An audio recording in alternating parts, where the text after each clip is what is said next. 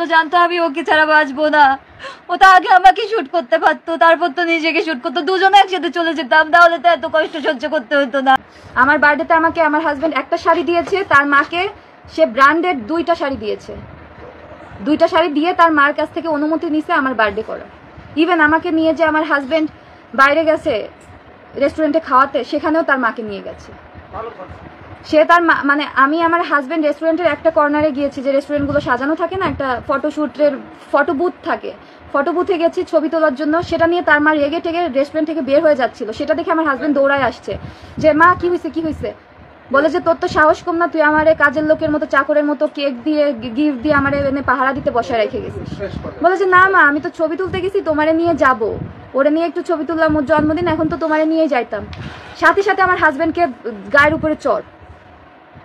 ওটা ছিল ঢাকায় বারসাই, ঢাকায় বিখ্যাত বারসাই রেস্টুরেন্ট, ওয়াটারফল বারসাই যে রেস্টুরেন্টটা, ওই রেস্টুরেন্ট ছিল ওইটা। ওইখানে রুফটপে বসা প্রত্যেকটা মানুষ হা করে তাকায় পড়ছে যে এত বড় ছেলের গায়ে মা হাত তুললো, কিন্তু কারণ কি। পরে আমি বললাম যে তোমার গায়ে হাত তুলতেছে তো মানুষজন হাসাহাসি করতেছে, ওটা বারসাই রেস্টুরেন্ট ছিল, আমি উল্লেখ করে দিলাম। ওইখানের ওয়েটাররা সবাই চলে আসছে যে কি হয়েছে, ওর মা মানে একটা বৃদ্ধ মহিলা তার ছেলেকে মারতেছে। পরে আমার হাজবেন্ড সবাইকে বুঝা বললো কি মা একটু রাগ করছে, কিছু না, আপনারা যান। সে তার মাকে তখন এতটাই ভালোবাসা দিছে, সে কিন্তু রেগে যাওয়ার কথা ছিল, তার কিন্তু রেগে যাওয়ার কথা ছিল যে মা পাবলিকলি এইভাবে সিন ক্রিয়েট কেন করলো। বাট না, সে সবাইকে বুঝাই বললো কি মা একটু রেগে গেছে, সমস্যা নেই, আমি ঠিক আছি, আপনারা যান।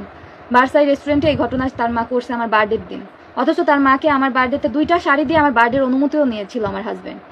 প্রত্যেকটা পদক্ষেপে আমাকে যদি ঘরের মেক্সি আমার শাশুড়ি 2টার বেশি বানাইতে দিবে না। আমার ঘরের পরার জিনিস ছিঁড়ে গেছে আমার জামা কাপড়, তাও দিবে না, বলে আরো পড়ুক পরে বানাই দিস। এটা আমি যখন আমার বড় ভাসুরকে জানাইলাম যে আপনাদের বাড়ির বউকে, একটা এএসপির বউকে এইভাবে ছেঁড়া জামা কাপড় পরায় ঘরের মধ্যে রাখতেছে, আপনারাই জানেন আপনার ঘরের বউকে কিভাবে রাখবেন। পরবর্তীতে আমার বড় ভাসুর যখন এটা বললো, তখন আমার হাজবেন্ড আমাকে আরো 2টা মেক্সি বানাই দিল, তার মাকে আরো 2টা শাড়ি কিনে দিল। মানে আমাকে যদি একটা পরার জামা কিনে দিত, ঘরে পরার জামা, তাও তার মাকে শাড়ি কিনে দিতে হবে, নাহলে তার মা সেটা অ্যালাউ করবে না, ঝামেলা ঝগড়া। আমার হাজবেন্ডের পণ্যতে না ছিল, সে বলতো মা তোমার যা লাগবে তুমি চলো মার্কেটে, কোন দোকানে যাবা, তোমার কি পছন্দ তুমি সব নাও, সব নাও, সব নাও। বিয়ের প্রথম বছর পহেলা বৈশাখে আমার হাজবেন্ড আমাকে নিয়ে, আমার শাশুড়ি মাকে নিয়ে ঢাকায় মৌচাক বাজারে তাঁতঘর নামে একটা শাড়ির দোকান ছিল, ওখানে গেল শাড়ি কিনতে। আমার শাশুড়ি আমাকে শাড়ি কিনতে দিবে, বলে যে ঘরে আছে বিয়েতে পাওয়া শাড়ি আছে, ওইগুলো পরবে। অথচ বিয়েতে পরা শাড়ি কিন্তু সেও পরতে পারতো, সে পরে নাই। সে ওখান থেকে 3টা কাপড় নিল তাঁতঘর শাড়ি হাউস থেকে, মৌচাক মার্কেটে, ঢাকা মৌচাক মার্কেটে তাঁতঘর শাড়ি হাউস থেকে 3টা শাড়ি নিল। তারপরেও সে আমার শাশুড়ি আমাকে শাড়ি নিতে দিবে না। আমার হাজবেন্ড বললো যে মা ও একটা শাড়ি নিক, নতুন শাড়িতে একটা সমস্যা নেই, পরে ফেলবে। বলে যে না ঘরে অনেক শাড়ি আছে, ওখান থেকে নিবে। তাই করলো, উনি নিল, উনি নিবে, আমাকে দিবে না। বিয়ের প্রথম বছর পয়লা বৈশাখে আমার ননদকে যখন এই কথাটা আমি শেয়ার করলাম, আমার ননদ বলে কি বলো, আমার ভাইও শুনলো। আমি বললাম হ্যাঁ আপনার ভাই শুনলো, আপনার ভাই তো মা ভক্ত। আর আমি তো মুখ তখন চুপ করে থাকতাম, তখন সে ওইগুলো ভাবতো কি আচ্ছা টেকেন ফর গ্রান্টেড নিত। আমার হাজবেন্ড ভালোবাসতো, কিন্তু ওইগুলো টেকেন ফর গ্রান্টেড নিত, যে আচ্ছা সুস্মিতা তো কিছু মনে করতেছে না। কিন্তু আমার মনের মধ্যে যে ভেঙে চুরে যাচ্ছে, ও সেটা বুঝতো না, এজ গ্যাপের কারণে। ও তো আমার থেকে অনেকটা সিনিয়র, ও এটা বুঝতো না, আর আমি ওকে বুঝতে দিতাম না। আমার হাজবেন্ড আমার কষ্ট আমি ওকে কেন বুঝতে দিব। ম্যাচুরিটি তো এমনি এমনি আসে না মানুষের মধ্যে। আমি ওটা নিজে থেকে মনের মধ্যে রেখে দিছিলাম যে আমি কষ্ট পেতে দিব না, আমার যে কষ্ট হচ্ছে এটা আমি আমার হাজবেন্ডকে বুঝতে দিব না। পরে আমার ননদকে যখন জানালাম যে আমার বিয়ের প্রথম বছর পয়লা বৈশাখ গেল, আপনার ভাই আমাকে আমার ননদই জিজ্ঞাসা করছিল ভাই তোমার শাড়ি দিছে না। পরে আমি বললাম যে না আপনার ভাই আমাকে শাড়ি দেয় নাই, আপনার মাকে 3টা শাড়ি কিনে দিছে। আমাকে সাথে নিয়ে যে চয়েস করে আপনার মাকে 3টা শাড়ি কিনে দিছে, বাট আমাকে বলে ভাই এরকম করতে পারলো। আমি বললাম দিদি আমি তো কিছু বলি নাই, চুপচাপ হাসি মুখে মেনে নিছি, তো ওই জন্য হয়তো আপনার ভাই ওটা মেনে নিছে। পরে তারপর থেকে এই ঘটনা যখন আমি তার বোনের সাথে শেয়ার করলাম, তারপর থেকে আর এরকম হয় না।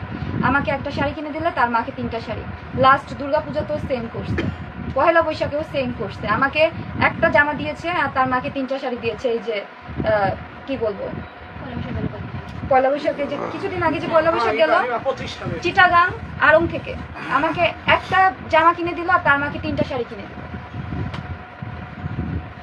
এই হচ্ছে আমার শাশুড়ি, না হলে সে সব শেষ করে ফেলবে। ঘরের মধ্যে কোনো আত্মীয় স্বজন আসলে, আমার মামাতো ভাসুর আসছিল, আমার মামা শ্বশুরের ছেলে আর ছেলের বউ, আমি আমার হাজবেন্ড কত প্ল্যানিং করলাম, যেহেতু তারা জানায় আসছিল, তারা আমাকে জানাইছিল শুক্রবার আর তারা আসছে রবিবার, এটা 23 সালের কথা। তো আমি আমার হাজবেন্ড কত প্ল্যানিং করলাম যে আচ্ছা আমাদের বাড়িতে প্রথম আত্মীয় স্বজন আসতেছে, আমরা মাটন করব, চিকেন করব, মাছ করব, 3 পদের ভাজা পোড়া করব, পোলাও করব।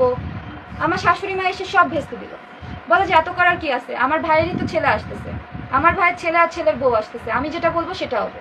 সে মাংস টোটালি আনতে দিল না, মাংস টোটালি আনতে দিল না। অথচ আমি নতুন বউ, আমি বাসায় নতুন বউ, নতুন বউয়ের সম্মান রক্ষার্থেও তো ঘরে একটা মাংস রাখা উচিত ছিল। নতুন আত্মীয় আসছে, কি গ্রামে মাংস আনা হতো না? হ্যাঁ, আমার 2 ভাসুর তো খেত, তার মায়ের সামনে তার মাকে মাছ রান্না করে দিত, তারা খেত। কিন্তু ওই যে আমার হাজবেন্ড যে বেশি মাতৃভক্ত, সে ভাবতো যে তার মা কষ্ট পাচ্ছে, আমরা মাংস খাচ্ছি, তার মা কষ্ট পাচ্ছে, আমাদের মাংস খাওয়া দেখে তার মা খেতে পারতেছে না, এটা দেখে তার মা কষ্ট পাচ্ছে জন্য সে ঘরে মাংস আনতো না। তো আমার ওই মামা শ্বশুর আর মামা শ্বশুরের ওয়াইফ আসলো, তাদেরকে আমি 3 পদের মাছ রান্না করে খাওয়াইছি নিজে, একদম হাতে পায়ে ধরে, যে মা প্লিজ, মান সম্মান কিচ্ছু থাকবে না, মা একটু বোঝার চেষ্টা করেন, প্রথম আত্মীয় আসতেছে, আমি নতুন বউ। ভাজা 2টা করলাম, তাদেরকে আমি 6টা আইটেম দিয়ে খাবার দিলাম। সেই মামা শ্বশুর আর মামা শ্বশুরের ছেলে আর ছেলের বউ বাসায় যে সবাইকে জানালো যে ওদের বাড়িতে গেলাম, এএসপির বাড়ি, আমার পিসেতো ভাইয়ের বাড়ি, একটা মাংস বউ খেতে দিল, বউয়ের দোষ, বলে যে বউ খেতে দিল না। পরে আমার শাশুড়িকে শুনতেছে, আমার শাশুড়ি তাদেরকে ফোন দিয়ে বলতেছে নতুন বউ তো রান্না বান্না পারে না, ওই করবে না। আমি বলছিলাম পলাশে যে বাবা তুই মাংস নিয়ে আয়। আমি শুনে আমি রান্নাঘর থেকে আমার হাত থেকে প্লেট পড়ে যাওয়ার অবস্থা। দুপুরবেলা তার আমার মামা শ্বশুরের মামা শ্বশুরের ছেলের বউ চলে গেছে গোপালগঞ্জ। তারা চলে যাওয়ার পরে ফোন দিয়ে সবাইকে বলছে পর যে কি অবস্থা ওদের বাসার, বউটা এমন। পরে আমার শাশুড়ি শুনতেছে আমার নামে বলতেছে যে আমি নাকি খাওয়াইতে দিয়ে নেয়, অথচ আমার হাজব্যান্ড আর আমি কিন্তু প্ল্যানিং করেছিলাম। সেই মেসেজগুলো আছে 2023 সালের মেসেজটা, এখন অনেক খুঁজতে হবে, অনেক খুঁজতে হবে, হাজব্যান্ড ওয়াইফের চ্যাট তো অনেক হয়। সেই মেসেজগুলো আছে যে আমি আর সে কি প্ল্যানিং করেছিলাম, তার মা করতে দেয় নাই, তার মা করতে দেয় নাই। যাই হোক, এই সুইসাইডের পেছনে আপনি কি বলবেন, মূল কি রয়েছে? এত সুইসাইডের পিছনে আমাকে যখন আমার হাজবেন্ডকে লাস্টলি তার মা চাপ দিয়েছে, মানসিক অত্যাচার করেছে লাস্ট 6 মাস যাবত আমাকে ডিভোর্স দেওয়ার জন্য। সে তার ছেলেকে ওই বড়লোক বাড়ি দেখে আবার বিয়ে দিবে, এরকম সে প্ল্যানিং করেছিল, মেয়ে দেখা বা কিছু। এই যেগুলো আপনি বললেন, এই ঘটনাগুলো যদি সত্যি হয়, এইগুলো কোনো মেয়ে সহ্য করবে? আপনি যেগুলো করেছেন বা তখন তো সে এগুলো করবে না, তাহলে আপনার সাথে কেন করবে? এই যে আমার বাবা গরিব, আর তারা ভাবছিল যে আমি সবকিছু মুখ বুঝে সহ্য করবো। আমি তো মুখ বুঝে সহ্য করেছিলাম, বাট তারা ভাবছিল কি আমার বাবা গরিব জন্য আমি একটা পুতুল, আমি একটা রোবট, আমার কোনো অনুভূতি নাই, আমার কোনো কিচ্ছু নাই, আমার স্বামী সংসার নিয়ে কোনো আশা আকাঙ্ক্ষা কিছু, একটা জাস্ট সার্ভেন্ট হিসেবে তারা আমাকে, হয় না ওই যে গ্রাম থেকে একটা সার্ভেন্ট তুলে নিয়ে আসলো, ওরকম তারা ভাবছিল। আবার শিক্ষিত সুন্দরী সার্ভেন্ট তারা চাইছে। বাকি 2 বউর সাথে এমন করতো? বাকি 2 বউ, যে বললাম আমার মেজো ভাসুরের বউকে সে পায় নাই, মেজো ভাসুর আর আমার বিয়ে পরাপর হয়েছে, সো মেজো ভাসুর আগে থেকে আলাদা আমার বাসায় চলে আসছিল। আর বড় ভাসুরের বউকে পেয়েছি, সে 11 বছর বড় ভাসুরের বউকে অনেক জ্বালাইছে। আমার বড় ভাসুর নিজে বলছে, আমার রেকর্ড আছে ফোনে, আমার রেকর্ড আছে, আমার বড় ভাসুর নিজে বলছে। এখন ফাইনালি আমার ননদ, আমার ভাগ্নে, সবাই তার মাকে দোষারোপ করেছে, সবাই তাকে দোষারোপ করেছে যে মা এমনই, আমার মা এমনই, তুমি একটু মানায় নাও। আমি তাদের কাছে হাতে পায়ে ধরে হেল্প চাইছি। আমার ভাগ্নে তন্ময় সাহা, আমার ননদ রমা সাহা, আমার বড় ভাসুর লিটন সাহা, সবার কাছে আমি হেল্প চাইছি যে আমাদেরকে একটু হেল্প করেন। আপনার ভাই তো আমাকে ভালোবাসে, বাট আপনার মা আমাদেরকে সংসার করতে দিচ্ছে না, বোঝান আপনার মাকে, না হলে কিছু একটা করেন, আমাদেরকে একটু স্পেস দেন। তারা হেল্প করে নাই, তারা টোটালি হেল্প করে নাই, তারা সম্পূর্ণটা আমার উপর চাপাই দিচ্ছে যে তুমি সহ্য করো, তুমি সহ্য করো। আমার বউ সহ্য করছে 11 বছর। যারা শুরুতে শুনেনি যে আপনার হাজবেন্ডের মৃত্যুদিন কি হয়েছিল, মানে আপনার শুরুর কথাগুলো যারা শুনেনি, আরেকবার সংক্ষেপে একটু বলুন যে চিঠিটা যে লিখে গেছে আর মৃত্যুর দিন আসলে কি হয়েছিল, যার জন্য ফাইনালি উনি তো এটা ভোগ করছিলেনই, কিন্তু ফাইনালি আমার সিদ্ধান্ত নিল কেন? ফাইনালি সিদ্ধান্ত নিল ওই যে বললাম, আমার হাজবেন্ডকে আমার শাশুড়ি মা লাস্ট 6 মাস যাবত আমাকে ডিভোর্স দেওয়ার জন্য প্রেশার দিচ্ছিল। আর আমার হাজবেন্ড তো আমাকে প্রচন্ড ভালোবাসতো, আমার হাজবেন্ড আমাকে ছাড়তে চাচ্ছিল না, কারণ সে জানে যে আমার ভালোবাসা তার প্রতি কতটা পবিত্র। আমি তার মুখের দিক তাকায় ঠিক কি স্যাক্রিফাইস করতেছি আমার হাজবেন্ড জানতো, যার কারণে আমার হাজবেন্ড আমাকে ডিভোর্স দিতে রাজি ছিল না। 2 বছর হয়ে গেছে। আমি এখন এইচএসসি পরীক্ষার পর থেকে 24 সালের পর থেকে আমি আমার হাজবেন্ডকে বলেছিলাম যে এখন বাচ্চা নেওয়া যায়, তো বলছিল যে আমারও না বাচ্চা খুব পছন্দ, বাট আমার মা তো অনেক, দেখো আমার মা খুব কিরকম মানুষ, খুব রাগী মানুষ, আমার মা খুব খারাপ মানুষ, আমার মা একটা ফ্যাসিস্ট, আর সে তার মাকে ফ্যাসিস্ট বলে গেছে। আমার সেই টেক্সটটা এখনো পর্যন্ত আছে, হোয়াটসঅ্যাপে আমার টেক্সট আছে, তার মাকে সে ফ্যাসিস্ট বলছে যে আমার মা আমার স্বার্থ ছাড়া, তার মা তার স্বার্থ ছাড়া কিচ্ছু বুঝে না। তা আমার মা তো বুঝেই না যে আমি কিসে সুখে থাকবো। আমার মা শুধু নিজের সুখটাই দেখলো, যে সে কিসে সুখে থাকবে, তার ছেলে আদৌ তার কাজকর্মে হ্যাপি হচ্ছে কিনা আমার মা সেটা দেখতেছে না। সুস্মিতা তুমি তো দেখতেছো, তাহলে আমি এই মুহূর্তে বাচ্চা কিভাবে নিব? বাট সে তার কলিগদের জানা গেছে, তার কলিগ আমাকে পরশুদিন আমার মুঠো ফোনে আমাকে ফোন দিয়ে জানায় যে তার কলিগ যখন আমার হাজবেন্ডকে প্রশ্ন করে যে বাচ্চা নেওয়ার প্ল্যানিং কি, তখন আমার হাজবেন্ড তাকে নাকি উত্তর দিয়েছে সেই কলিগকে যে আমার মা চায় আমি আমার ওয়াইফকে ডিভোর্স দিই, ফরিদপুরে রেখে আসি, সো দ্যাট এখন বাচ্চার প্ল্যানিং করতে পারতেছি না। বাচ্চা তো আমার ওয়াইফও চাচ্ছে, আমিও চাচ্ছি, কিন্তু বাচ্চার প্ল্যানিং করতে পারতেছি না কারণ আমার মা চাচ্ছে না।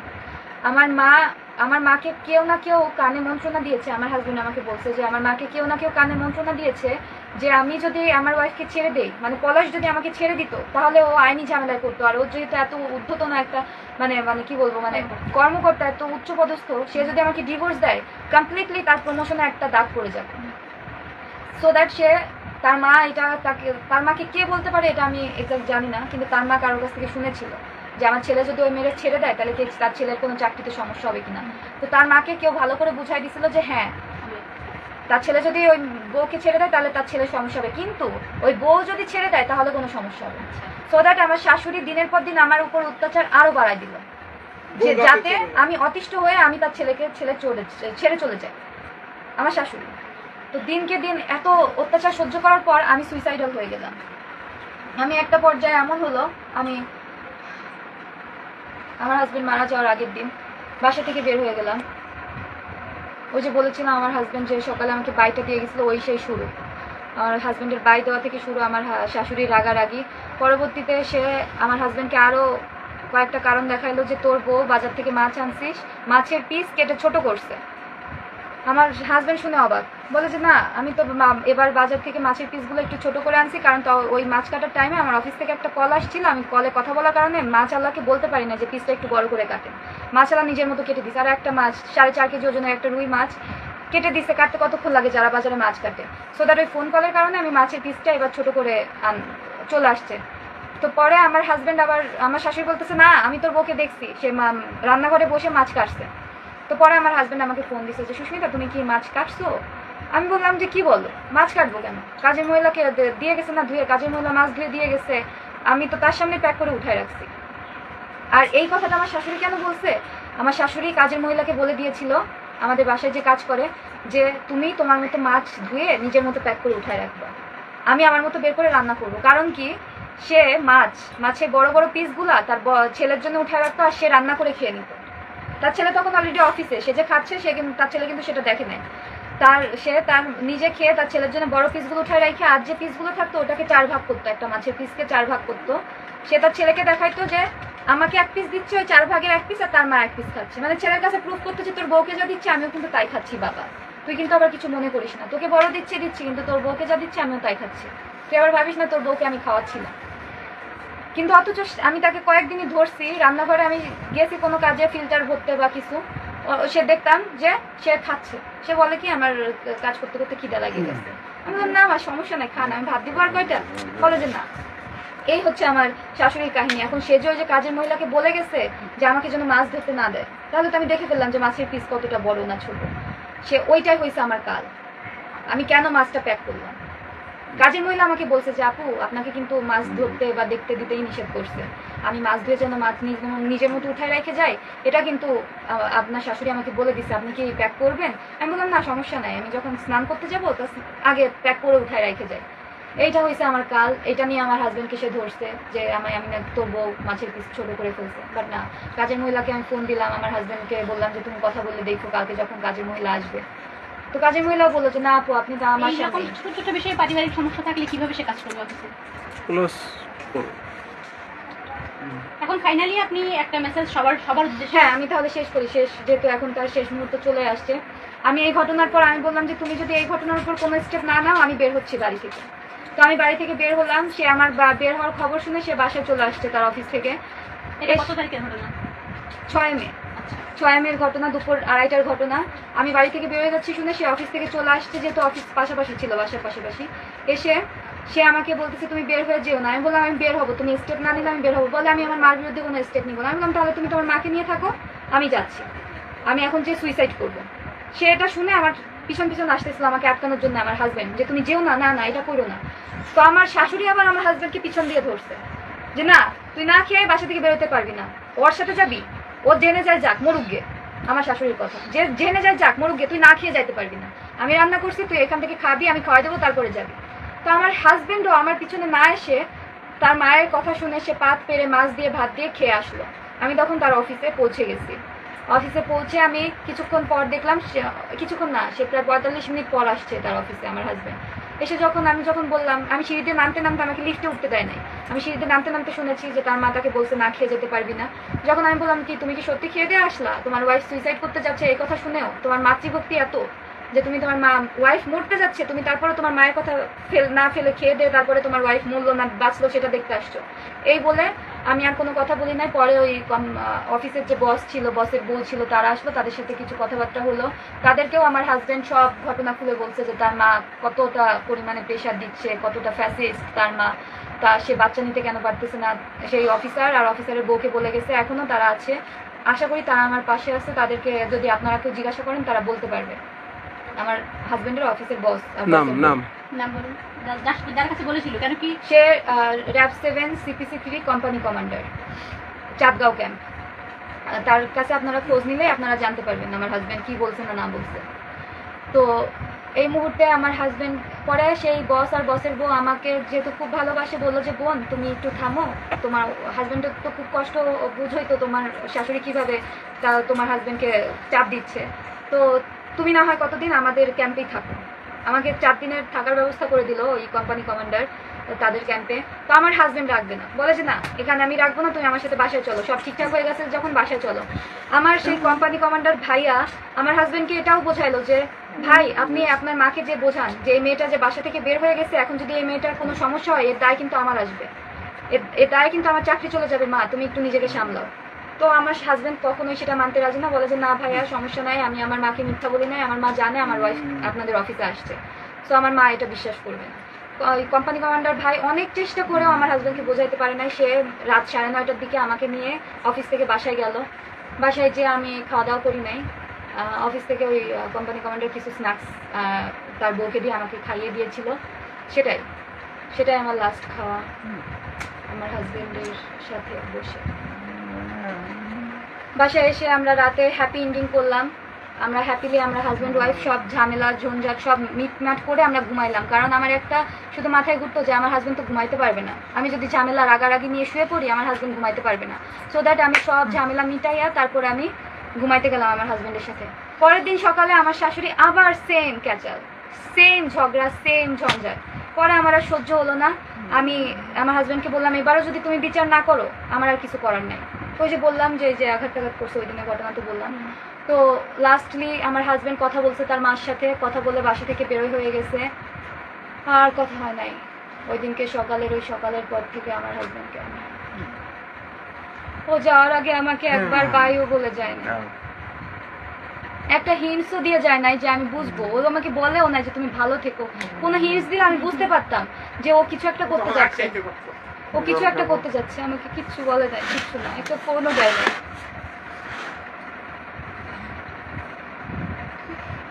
পরবর্তীতে আমার ফোনে ফোন আসলো, ফোন আসতে শুরু করলো 12:30 নাগাদ আমার ফোনে ফোন আসতে শুরু করলো যে ভাবি কি হয়েছে আপনি মেডিকেলে চলে আসেন। আমি বললাম কেন, কি হয়েছে, সমস্যা কি? এরপরে শুনে আমার হাজবেন্ড সুইসাইড করছে। আমি শুনে জাস্ট বাসা থেকে বের হয়ে রাস্তায় পড়ে গিয়েছিলাম। আমার হাজবেন্ডের অফিস থেকে গাড়ি আসছিল আমাকে নিতে, গাড়ি আসার পরে আমি রাস্তা থেকে উঠে বসছি, আর দেখা হয় না,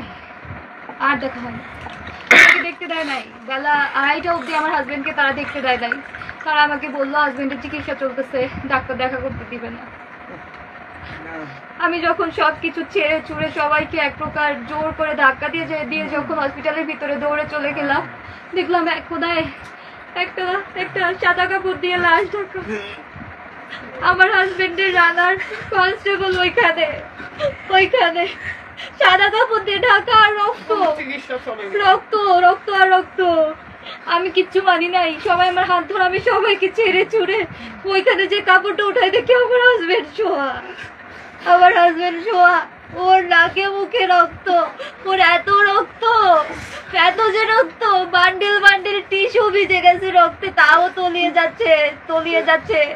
পোস্টমর্টম করতে নিয়ে যাবে তার আগের পজিশনে আমি আমার হাজবেন্ডকে জড়িয়ে ধরছিলাম লাস্টবারের মতো, দেখলাম আরে রক্ত, আমার দুই হাতে কত যে রক্ত ছিল, কত রক্ত। আমার হাজবেন্ড অনেক কষ্ট পেয়ে মারা গেছে, অনেক কষ্ট পেয়ে মারা গেছে। আমি জীবনে ভুলতে পারবো না, আমার সারা জীবনের আক্ষেপ থাকবে।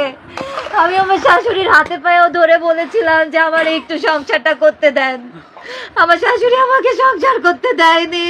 আমার আক্ষেপ থেকে যাবে, আমার বয়স কুড়ি, আমার সারা জীবনের আফসোস থেকে যাবে আমার হাজবেন্ডকে নিয়ে, যাকে আমি জীবনে প্রথমবার ভালোবেসেছিলাম, আমার স্বামীকে, তাকে নিয়ে আমার সংসার করা হলো না। আমি কিভাবে বাঁচবো? ও নিঃশ্বাস নিতে পারতেছে না, ওর গা কত যে শক্ত ছিল, ঠান্ডা ঠান্ডা, ওর হাত পা শক্ত। ও যে কত সুন্দর